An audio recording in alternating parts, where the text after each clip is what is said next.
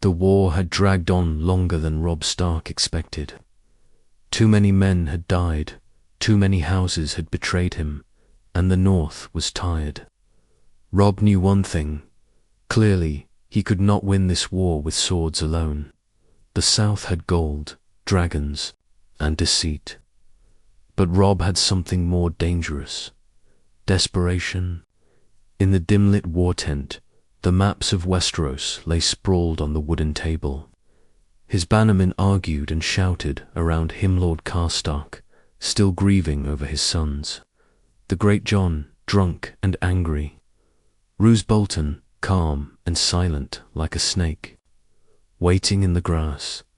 But Robb barely heard them. He was thinking of her Daenerys Targaryen, the Dragon Queen, still exiled in Essos, building her strength. They said she had 3 dragons now, real dragons, not myths, and an army of Unsullied at her back. If that was true, if he could bring her to Westeros under the Stark banner, he might not only win the war, but reshape the realm forever. But it had to be done in secret. The South would never forgive him for reaching out to the daughter of the Mad King. Even his own men might not. And it couldn't be done by a lord or a soldier. It had to be someone they'd never expect. Someone. Like Arya, he found her that night, perched on the edge of a broken wall in Riverrun, staring out over the river. Her hair was shorter now, and there was a coldness in her eyes that hadn't been there before. She was no longer the little girl chasing cats through the Red Keep. She had changed, and that's exactly why he chose her. "Arya," he said quietly, and she turned. "Are you here to tell me to act more like a lady again?" she asked flatly. Robb shook his head. "No, I'm here to ask you to do something only you can do." He explained it all, how he needed someone who could travel quietly, vanish into the shadows, move across the narrow sea, and find Daenerys Targaryen, not to beg her, but to speak plainly, to offer a pact. The North would support her claim to the Iron Throne if she helped them win their war first. The Dragon Queen for the Wolf King, ice and fire, together. Arya was quiet for a long time after he finished. "You want me to bring a queen with dragons into our war," she said finally. "Yes," he said. "I trust no one else." She studied him, trying to see the boy who used to chase her through Winterfell's halls. But he was gone. They were all gone. "All right," she said. "I'll do it, but not for the war. I'll do it because I want to see what kind of queen rides dragons." Robb gave her a small, grateful smile. It was the first he'd shown in weeks. She left under the cover of darkness 3 days later, disguised as a boy, with only a small sack of coin and a single letter signed with the direwolves. Poor Robb had told no one, not even Catelyn. If she found out, she'd try to stop it. Arya's ship sailed from White Harbor, bound for Braavos First. She knew how to find people. She had names, and whispers about the Dragon Queen had reached even the darkest taverns. On the deck, as the North faded behind her, she felt the cold. Wind shift. She was no one. But now she had a purpose. In Miron, Daenerys Targaryen sat on a throne made of scorched brick, ruling a city that never stopped bleeding. She had grown tired of slavers, of rebellion, of being called a little girl playing queen. Her dragons grew restless, and so did she. When the letter from the North finally reached her, carried by a girl with a sharp tongue and sharper eyes, she read it once, ... then twice. Her blood boiled. She hated the Starks for their silence when her family burned. She hated Westeros for forgetting her. But this offer was bold, dangerous, tempting.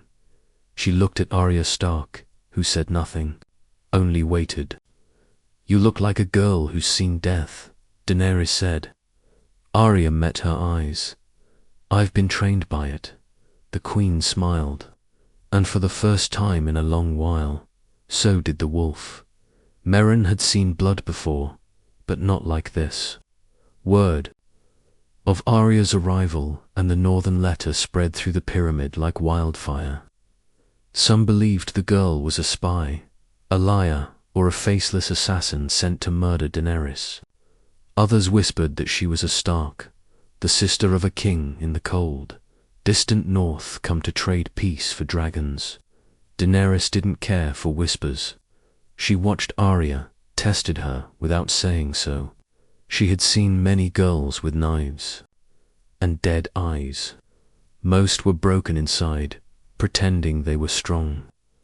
Arya didn't pretend. She moved through the palace like a ghost, quiet and alert, and she spoke only when needed. She never bowed, never flattered. Daenerys liked her for that. Still, she didn't trust her. Not yet. You bring me a letter, not an army, Daenerys said one evening, standing beside Dragon's chained form in the dark pit. Arya had come to find her, uninvited, her eyes flicking from the dragon to the queen. My brother can't send an army across the sea, Arya replied, but he can win this war if you help him. Why should I care about your brother's war? Daenerys asked, her voice sharp. The North never cared when my family was slaughtered. The Starks bent the knee to Robert Baratheon like cowards. Arya didn't flinch. You're not? Your father, she said, and Robb's not Ned. You both want the same thing. The throne, peace, revenge. Daenerys narrowed her eyes. And you? I want the people who hurt my family to burn, Arya said quietly. It wasn't loyalty. It was something else, dark and old. Daenerys recognized that feeling. She'd felt it when she walked out of the fire with her dragons. Later that night, Arya was summoned to the council chamber. Seer Barristan Selmy stood beside the queen, arms folded. Missandei was silent, watching with careful eyes. Daario Naharis looked amused. I'm told you have a gift for disappearing, Seer Barristan said. Arya nodded. I'd been trained to be invisible. A queen's enemies are many, he said. You would understand if we doubted you. Then kill me, Arya said flatly, meeting his gaze. Or let me do what I came to do. Daario chuckled. She's got more bite than your Unsullied, your grace. Daenerys raised a hand, silencing them. I won't give you my dragons, she said, but I will hear your brother's offer with my own ears. Arya blinked. You'll come to Westeros. I've stayed here too long, Daenerys said. It's time, but the cities, Meryn, Yunkai, they were never mine, Daenerys said. Let the slavers have their ruins. I want the Iron Throne. Arya didn't smile, but something inside her shifted. Her mission wasn't over, but it was about to become something far more dangerous. The next days moved quickly. Arya joined the Queen's party quietly, always, lingering in the shadows, always watching. She slept lightly, spoke rarely, and learned everything. The Unsullied's numbers, the temperament of the dragons, the whispers in the market about Daenerys being a foreign queen with no love for Westeros. She also noticed something else, fear. Not from the queen's enemies, but from her own people. Daenerys had changed. Her justice was swift, her mercy thinner than ice. When a group of former slavers plotted a revolt, she had them burned alive in the square. Arya watched as Drogon roared and the crowd screamed. I'm not here to be loved, Daenerys had told her that night. I'm here to change the world. Arya had heard those words before, from Cersei, from Stannis, from men and women who died chasing thrones. But something deep down told her Daenerys was different, not because she was kind, because she was fire. 2 weeks later, they boarded ships bound for Westeros. Arya stood at the edge, watching the sea churn. Daenerys stood beside her, her white hair whipping in the wind. "You're quiet again," the queen said. "I'm thinking of what?" Arya turned. "What happens when my brother and your dragons meet?" Daenerys smiled, but there was no warmth in it. "They'll either kneel together," she said, "or they'll burn together." And far in the north, Robb Stark stared at a map with blood-red ink marking the southern houses. His sister had been gone too long. He feared the worst. He had no idea the fire was already coming. The ravens reached Winterfell before the ships ever touched Westerosi shores. Robb stood in the great hall, reading the sealed letter with a furrowed brow. He read it once, then again, and then silently handed it to Catelyn, who was standing beside him. Her hands trembled before she even broke the seal. "She's really coming," she whispered after a long pause. Robb nodded slowly. With her dragons, a heavy silence settled over the room. Even the wind outside seemed to stop howling. Catelyn closed her eyes. "You've invited a Targaryen into the north, Robb. Do you understand what that means? She's not her father. She doesn't need to be," Catelyn said bitterly. "The blood is still there. Fire doesn't freeze, it burns. And you want to place fire in the middle of snow." "I need her, Mother," Robb said, stepping forward. "We can't hold the Riverlands much longer.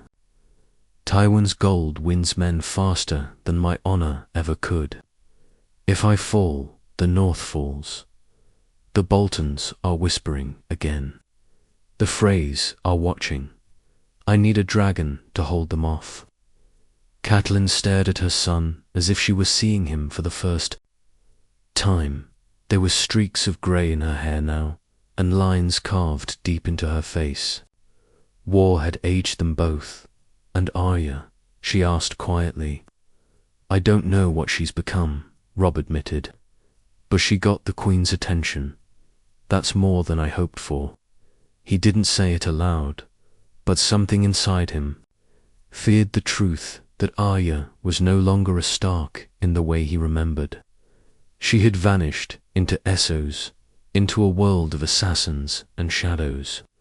If she returned with Daenerys, she would return changed, maybe unrecognizable. 3 days later, the horns sounded from the east wall.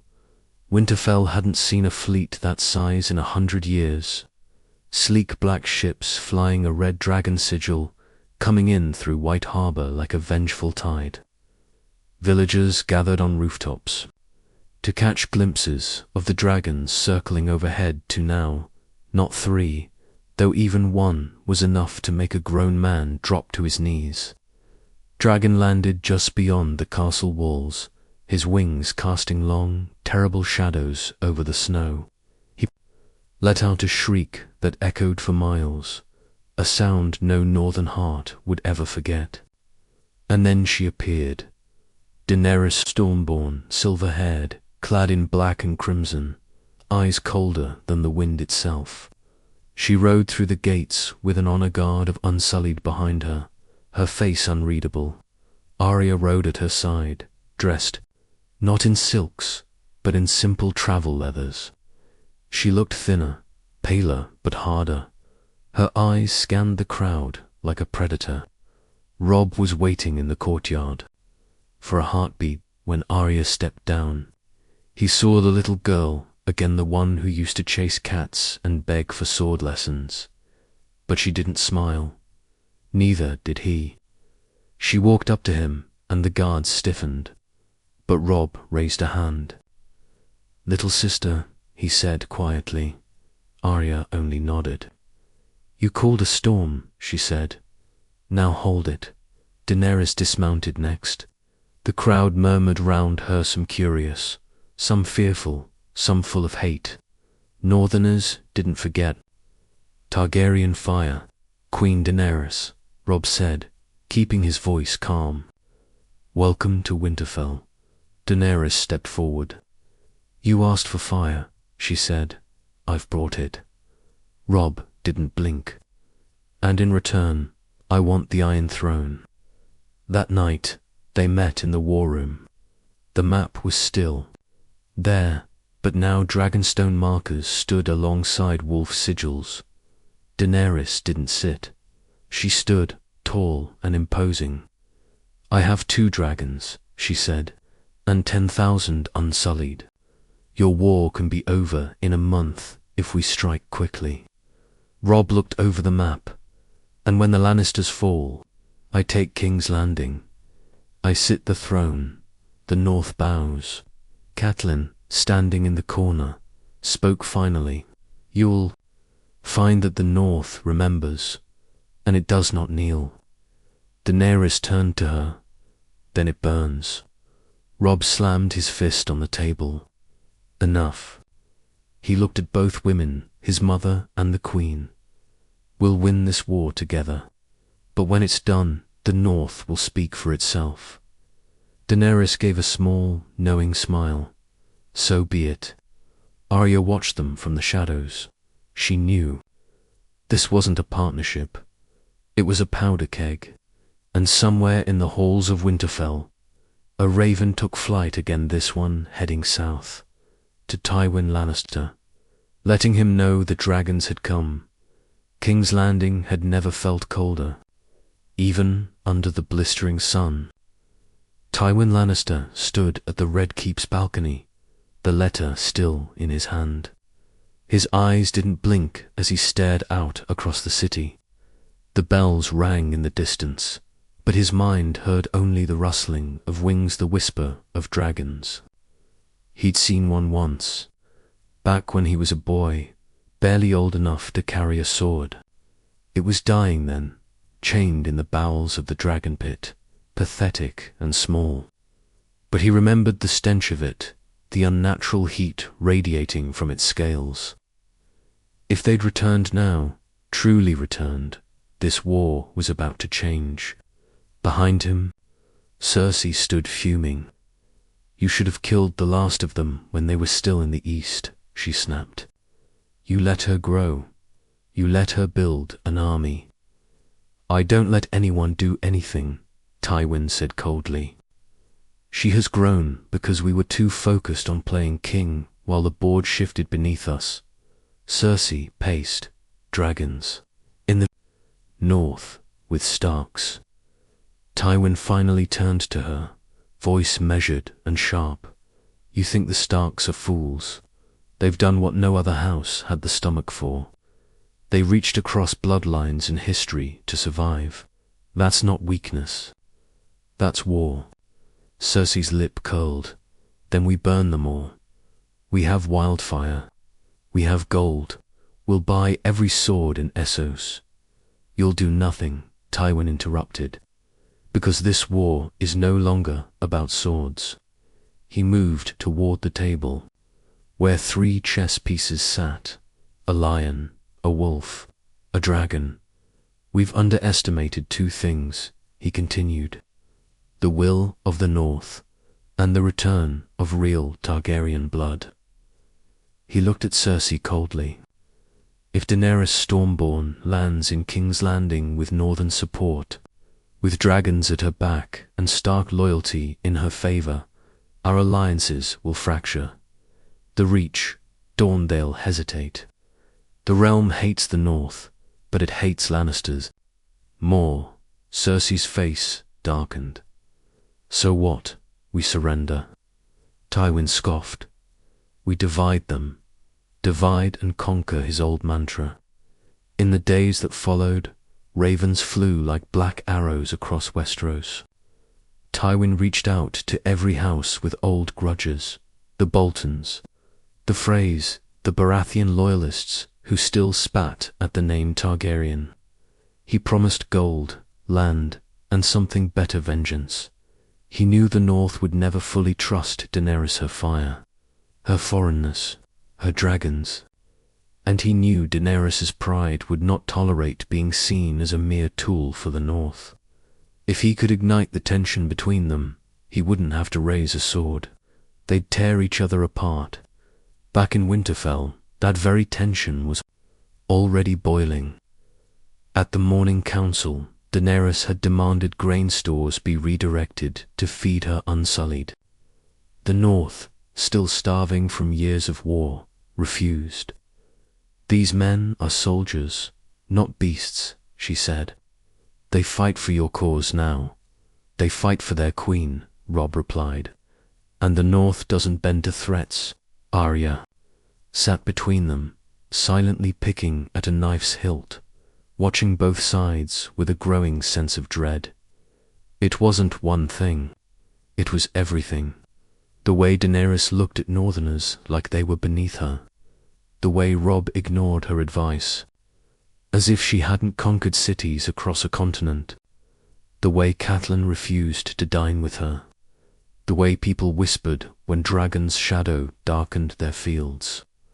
One night, Arya followed Missandei through the halls, pretending to be nothing more than a wandering ghost. She overheard just enough. "She thinks the North will betray her," Missandei whispered to Grey Worm. "She doesn't say it, but I know. She's waiting for it." That same night, Robb confided in Jon, who had returned from Castle Black in secret, bringing news of darker things stirring beyond the wall. "She wants the throne more than peace," Robb said, pacing before the fire. "She won't stop at the south. She'll claim everything, even the North." Jon didn't argue, but he also didn't defend her. "She's not what I expected," he said softly. "She's a storm," Robb muttered. "And storms don't stop when you ask." Far above, in the Godswood, Arya sat beneath the old weirwood tree, heart pounding. For the first time since she arrived, she felt something close to fear. Not of death, not of war, of what happens when fire and ice forget their truce. She knew what came next. She could feel it. Not betrayal, not yet, but something worse. Mistrust. And mistrust, in war, was a match to dry wood. The raven came at dawn. Its wings were bloodied, its message sealed in a plain black waxno sigil, no name. Arya took it before the guards could. She broke the seal with a flick of her knife, reading the message in the dim grey light filtering through her chamber. No signature, but the handwriting was familiar, precise, calculated. "The North will burn before it kneels. The Dragon Queen cannot be trusted. You know this. She is not your ally. She is your warning. Let the wolves handle their own wars." She stared at the words for a long time. They didn't ask anything of her. They didn't threaten or beg. Just a warning delivered in shadow. She burned the letter in a candle's flame and didn't tell anyone, but it stayed with her. In every glance Daenerys cast at Robb during councils. In the murmurings of the northern lords who still refused to eat at the same table as the queen, in the way. Catelyn's eyes lingered on the dragons, not in awe, but in calculation, like she was looking at a loaded crossbow. Arya wasn't the only one receiving messages.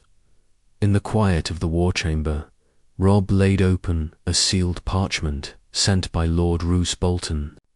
His words were veiled, his language oily as always, but the meaning was clear. "The men grow uneasy. The Queen's fire is not our winter. Choose your alliances wisely, or someone else will." Robb didn't answer, not with ink, not yet. Meanwhile, Daenerys had begun to make decisions without consulting him. A small garrison of Unsullied had taken control of a northern grain store without permission. When the local farmers protested, they were punished, flogged, 2 of them imprisoned. Robb demanded they be released. "They disobeyed my soldiers," Daenerys said sharply. They showed no respect for the banner I carry. They don't know your banner, Robb replied. They know mine, and I don't rule through fear. Daenerys' eyes narrowed. Perhaps that's why your war has lasted so long. The words were like ice in his chest, but he said nothing. Not in that moment. Later, he met with Jon and Arya beneath the Winterfell crypts. The three of them hadn't stood together like this since childhood. The air was colder here, heavy with memory. She's pushing too far, Robb said. The men see it. They won't hold. She's testing you, Jon said quietly. She wants to see if the wolf has a spine. She doesn't understand the North, Arya said. She never will. She thinks we're broken things waiting for someone to rule us. But we don't want a queen. We never did. Robb stared at the tomb of his father, carved in cold stone. I thought we could make this work, but I brought a fire into a place built from frost. I wanted peace, and now I've invited war inside my own walls. Jon looked up, hesitant. There's something else. The Night's Watch has seen movement, wildlings fleeing south. They say the dead are walking again. Robb turned to him. Are you sure? Ghost saw it before I did. Arya swallowed. Then we don't just have war coming from the south.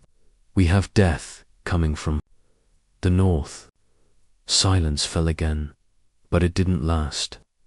That very night, someone struck. A fire broke out near the eastern walls of Winterfell. The unsullied barracks went up in flames. Men screamed. 2 died, burned alive, and scrawled into the snow in ash. And blood was a message. No queen in the north. Daenerys stood in the yard, staring at the wreckage, her face unreadable. I want whoever did this, she said softly, alive. But Arya saw her hands tremble, not from fear, from fury. Robb called his bannermen together, demanded an investigation. No one claimed responsibility. No one confessed. But in the shadows, some of the northern lords didn't look sorry. They looked satisfied. That night, Daenerys ordered Drogon unchained. Not to burn, she told Missandei. Not yet, but the message was clear. Let them see who rules.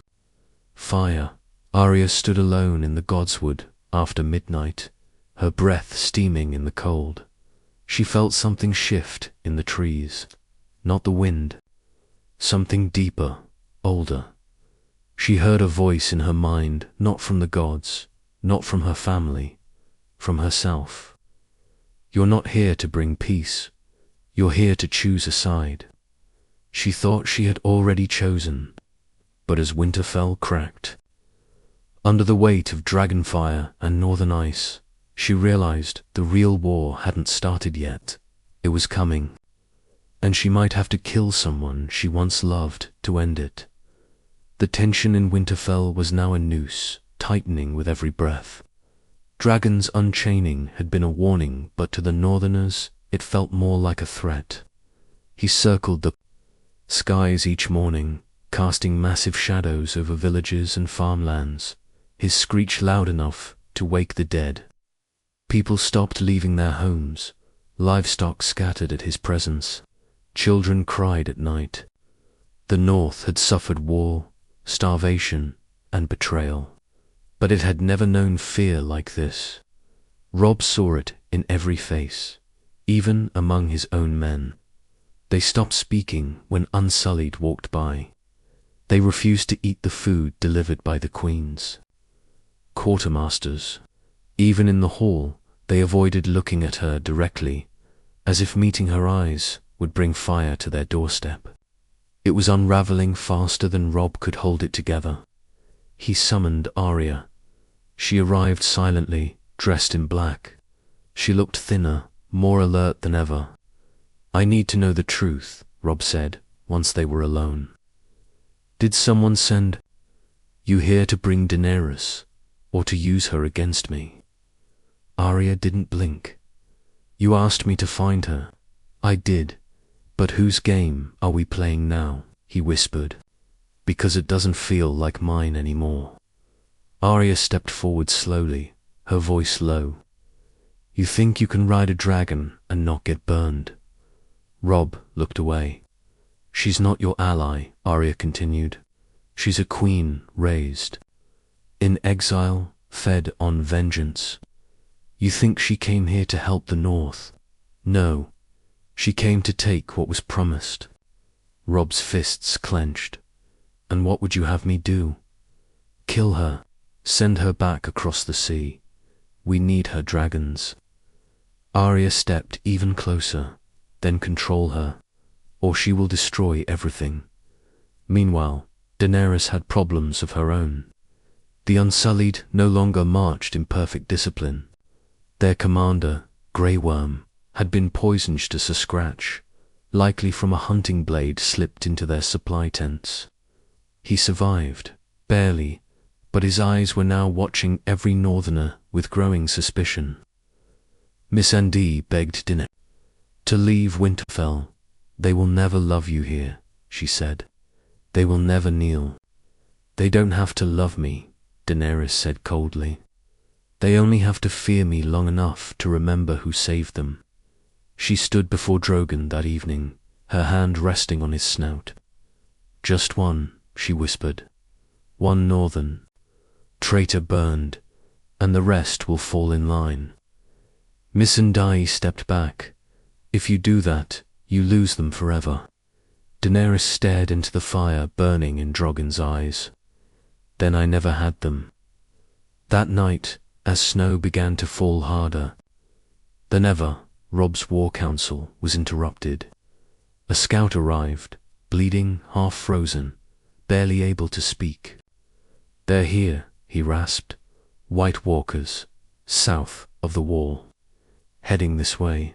Silence. Like the gods themselves held their breath. Arya felt her chest go still. Robb's face turned pale. How many? He asked. Thousands. The scout choked. Dead things, walking like men. We tried to stop them, they kept coming.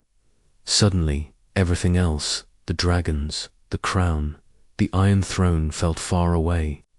Robb turned to Jon, who had already begun to gather weapons and maps. We can't fight both, Jon said. Not the South and the dead. Arya stepped forward.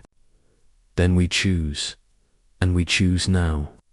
But Daenerys had already made hers. The very next morning, a northern Lord Shawin was found burned outside the walls. His body charred beyond recognition, only identified by his melted sigil ring. No witnesses, no warning, only ash where a man used to stand. Dragon's claw marks were in the dirt. The north exploded. Robb tried to calm them, but it was too late. In the great hall, banners were torn down. Steel was drawn. Old men shouted treason. Younger ones demanded vengeance. She kills our own, they screamed. She brings fire, not salvation. Even Catelyn didn't defend him. You brought her here, she whispered to Robb, eyes filled with a mother's grief. You did this. Daenerys arrived shortly after, not with dragons, not with Unsullied. Alone, I killed a traitor. She said, he was conspiring with the Boltons. He would have slit your throat in your sleep. Robb stared at her. You did it without trial, without proof. I am queen, she said. Not here, he said coldly. That moment was the breaking point. Something invisible snapped in the hall. The dream of alliance, the hope of unity, the bond between fire and ice, broken, and Arya knew it. She watched both of them, her brother, her queen, and she made a choice. She slipped out of the hall before the shouting began, before the first sword was drawn, before the old loyalties shattered forever. She didn't go to her chamber.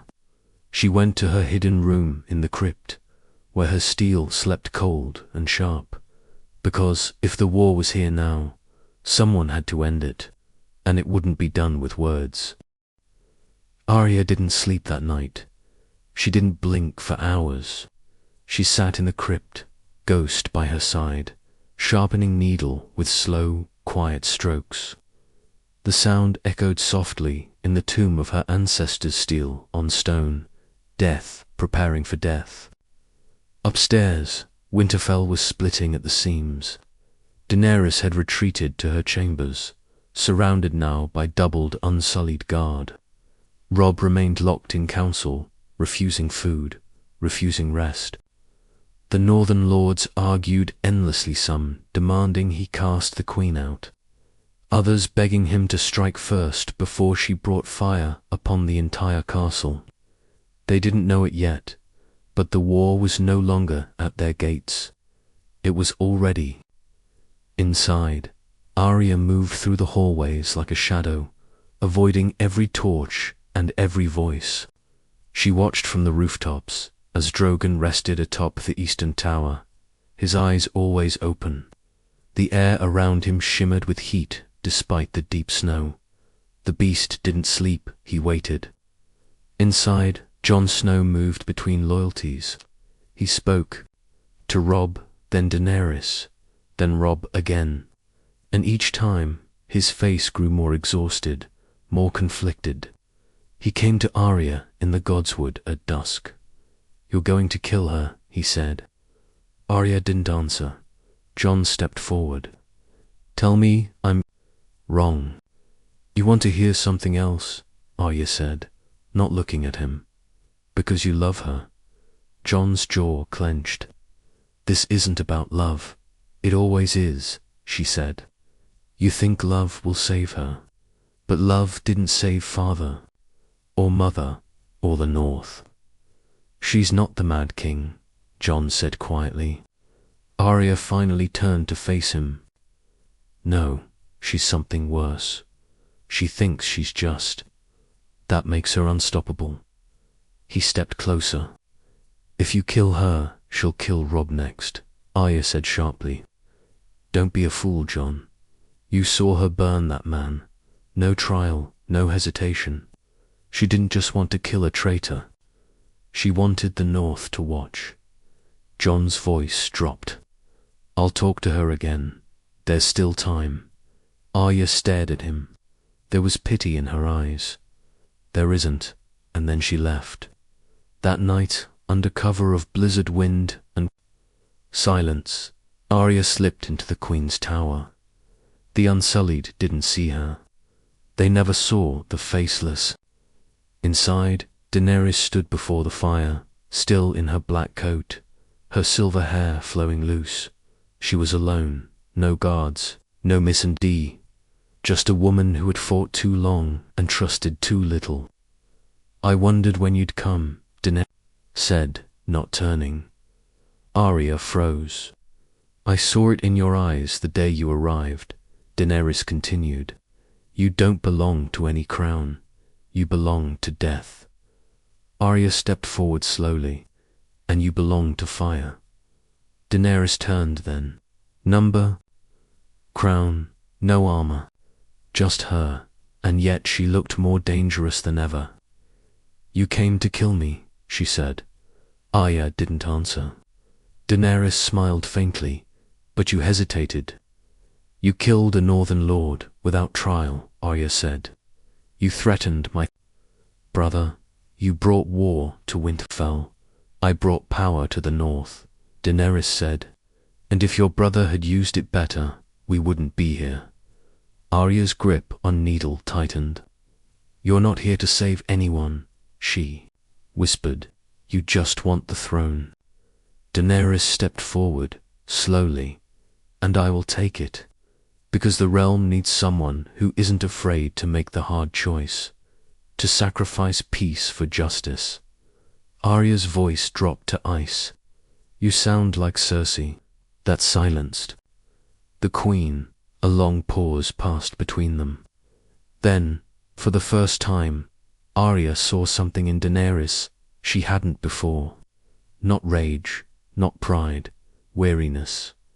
"I try to be kind," Daenerys said. "In Meron, in Astapa, even here. But kindness gets you betrayal, gets you stabbed by people you thought loved you." "You're not in Essos anymore," Arya said. "This is the North. We don't follow tyrants. You followed Robb into every doomed battle because he earned it," Arya snapped. "You tried to scare people into kneeling. He gave them a reason to stand." Their eyes locked. Dragons screeched in the distance, and Arya stepped forward, needle drawn. Daenerys didn't move. She stared at Arya with defiance. But there was a flicker of something else in her eyes, maybe understanding, maybe regret. "Then don't," said a voice. Jon Snow stood in the doorway, his face pale, his sword sheathed. "She hasn't attacked us yet. She's done nothing we can't come back from." Arya's voice cracked. "She will." Jon looked at Daenerys. She met his gaze. Something passed between them, something old and dying. "I'll take her away," Jon said. "South, tonight. We leave Winterfell. You never see her again."